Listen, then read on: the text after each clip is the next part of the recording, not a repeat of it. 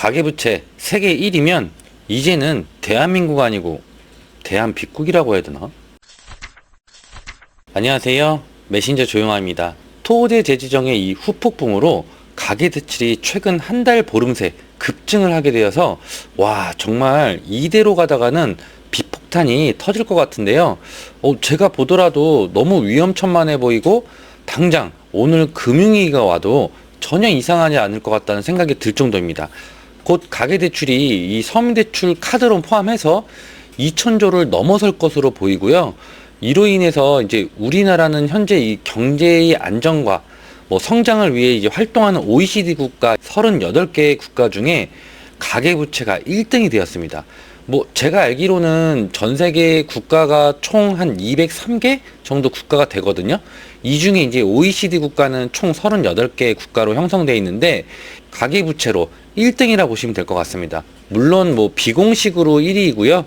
공식 데이터로는 세계 2위입니다. 왜 세계 2위냐면 전세 대출이 포함되지 않았는데요.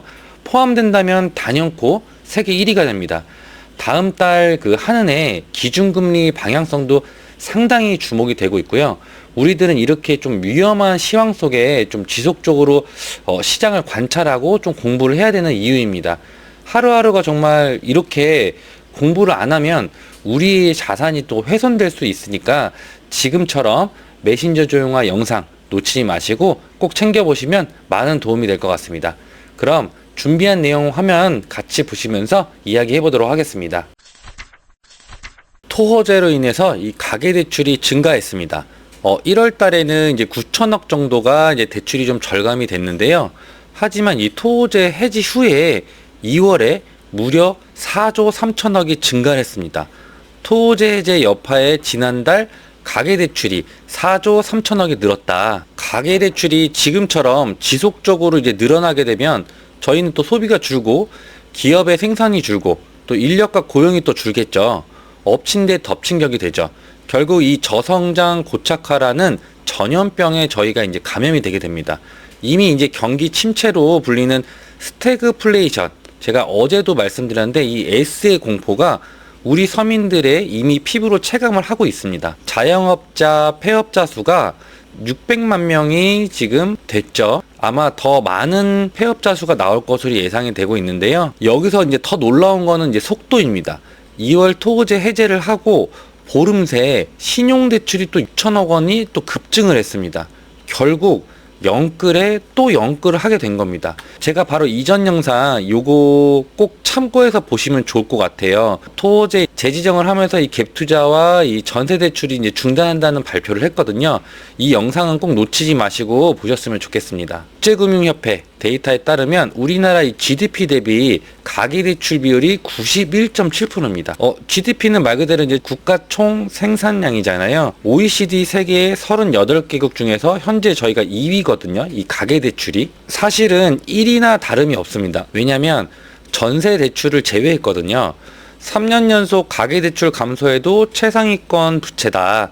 가계대출 감소라는 표현은 우리가 좀 걸러 들어야 될 것 같아요. 위에 이제 이런 내용들 같은 경우는 제가 갖고는 와봤지만 페이크 뉴스적 내용도 있기 때문에 우리가 좀 걸러 들을 수 있는 이 선관을 좀 키워가면서 보면은 좋을 것 같습니다. OECD 가입된 국가니까 이것도 한번 눈으로 보시면 좋을 것 같아요. 고심만 깊어지는 정부 그리고 한국은행입니다.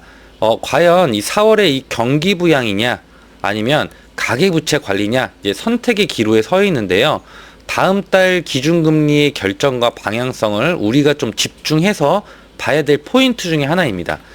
어려운 상황이지만 슬기로운 신의 한 수가 꼭 필요한 시점인 건 분명합니다. 개인적으로 이 기준금리가 더 이상 내리면 더 큰 위험이 되지 않을까 좀 생각을 해보고요. 그 외에 우리나라 이 부동산 전문가 또 이제 경제 전문가 의견도 경청을 좀 하시면 좋을 것 같습니다. 많은 전문가들이 이렇게 얘기를 하고 있어요. 현재는 답이 없다. 이미 버스 지나갔다. 이렇게 얘기를 하시고요. 계속 빚 돌리기보다는 죽일 건 죽이고 고통을 감내해야 좀 새롭게 자리 잡을 수 있다는 의견이 좀 지배적입니다. 공통적인 이런 의견을 주신 분들이 제가 이분들 영상을 좀 열심히 보거든요. 이분들 영상을 보면서도 저도 같이 공부를 하는데, 한문도 교수님, 그리고 리치고의 이제 김기현 대표님, 그리고 광순회 복덕방의 이광수 대표님, 뭐 경제학자 곽수종 박사님, 표용호TV 표용호 대표님, 그리고 이제 재테크 읽어주는 파일럿의 재판님. 이분들은 제가 뭐 하루 이틀 본 게 아니라 벌써 구독하고 본 지는 한 3, 4년쯤? 뭐 일단은 한 거의 3년은 넘은 것 같고요. 좀 애청자로서 이분들의 영상을 좀 열심히 보는 편이거든요. 또 그걸 참고해서 저도 열심히 공부를 하고 있고요. 위에 계신 분들은 제가 좀 좋아하는 분들이긴 합니다.